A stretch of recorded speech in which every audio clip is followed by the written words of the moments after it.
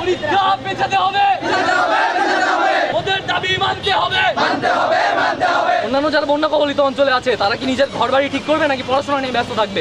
নির্বাচনী কেন্দ্রে পরীক্ষা হচ্ছে, সেক্ষেত্রে অধিকাংশ ছেলেপেলে ফেল করতেছে, বিভিন্ন বিষয়ে ফেল আছে। ঠিকমতোভাবে লেখাপড়া করতে পারছি না, পলিটিক্যাল প্রবলেমের কারণে পড়াশোনা বন্ধ ছিল। এই পরীক্ষা থেকে আমরা বীজ বপন করে পরবর্তীতে আমরা ফলে পরিণত হবো। এসএসসি পরীক্ষা কিন্তু একটা বীজের মতো। বৈষম্য মানছি না, 30 জুন পরীক্ষা। আমাদের পূর্বে 22-23 শিক্ষাবর্ষের শিক্ষার্থীরা সকলে 18 মাস করে সময় পাইছে, আমাদের সময় দেওয়া হয়েছে 16 মাস। এর মাঝে আমাদের দুটা রমজান মাস ছিল, ঈদের সময় ছিল, যেখানে 16 মাসের জায়গায় আমরা গুণে হলে 4 থেকে 5 মাস সময় পাইছি।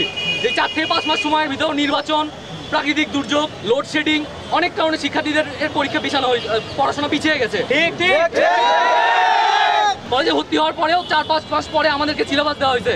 এই নতুন সিলেবাস আসলে এটা বলা হচ্ছে সংক্ষিপ্ত সিলেবাস, কিন্তু এটা আসলে পূর্ণাঙ্গ সিলেবাসের শুধুমাত্র 70%, শুধু 30% কমিয়ে কখনো কোনো সিলেবাসকে শর্ট সিলেবাস বলা যায় না। আর এই সিলেবাস 4-5 মাসে কখনো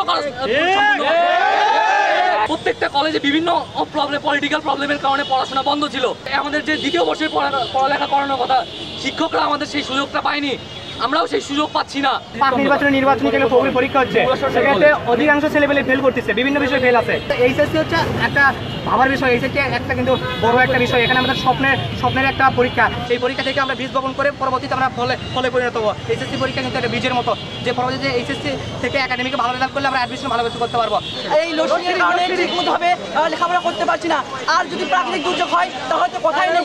বগুড়ার মতো শহরে 2 দিন থেকে বিদ্যুৎ থাকে না, 1 দিন থেকে বিদ্যুৎ থাকে না, এবং যেখানে গরমের কারণে আমরা স্বাভাবিকভাবে জীবনযাপন করতে পারি না, সেখানে বই খাতা খুলে আমাদের পড়ালেখা করা তো দূরের ব্যাপার।